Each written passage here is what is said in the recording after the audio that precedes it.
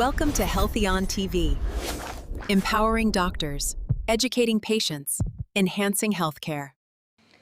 Hi, I'm Dr. Ramya Reddy, consultant rheumatologist at HRC Hospital.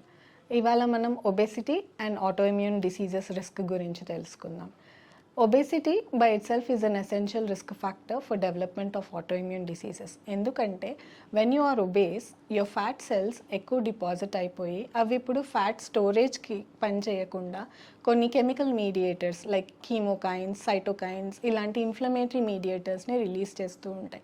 ఇవి release అయినప్పుడు సామాన్యంగా most common chemical mediators are adiponectins అంటూ ఉంటాం.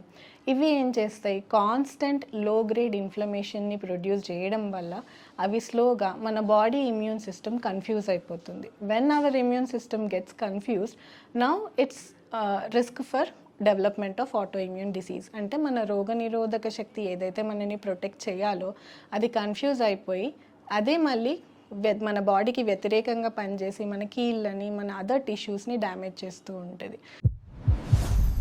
Thank you for watching Healthy on TV.